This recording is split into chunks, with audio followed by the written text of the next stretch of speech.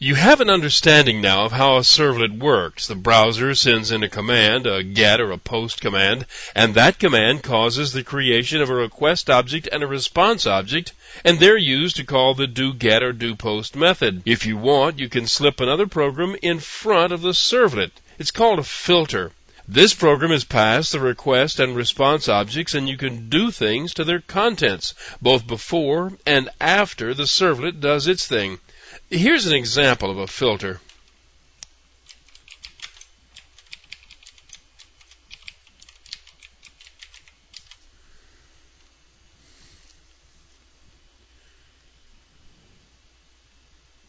You create a filter class by implementing the filter interface.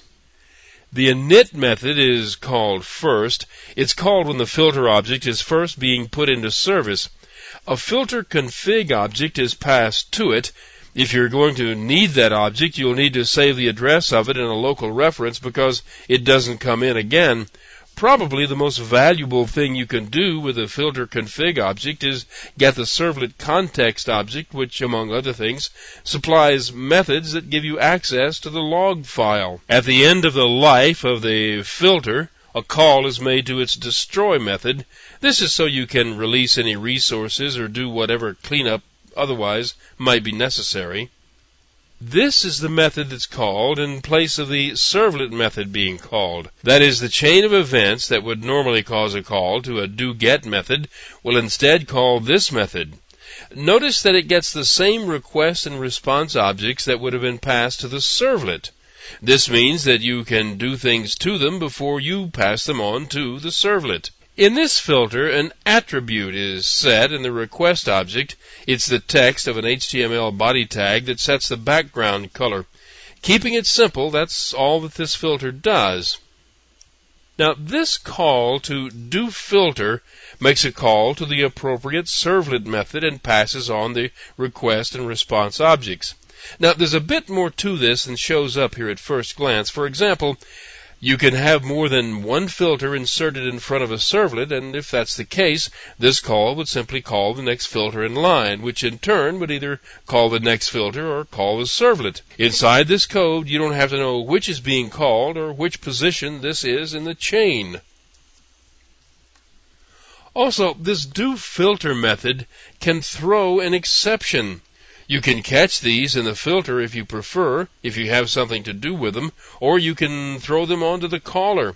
It's possible to use a try-catch block in this filter if you have something specific you need to do in case an exception is thrown. The servlet or the other filter or whatever will return here.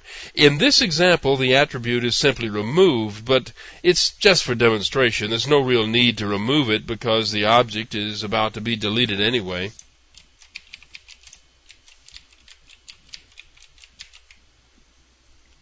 Here is a servlet that checks for the attributes having been added to the request object. The attribute itself is retrieved and stored as a local string object.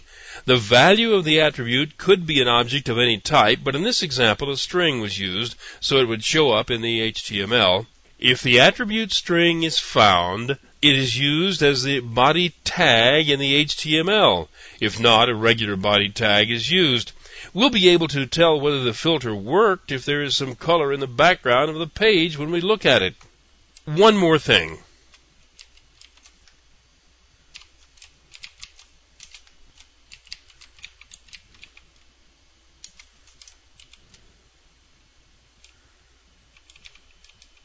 Here is the entry for the filter in the XML code. This is the definition of the filter and the specification of the name of its class file.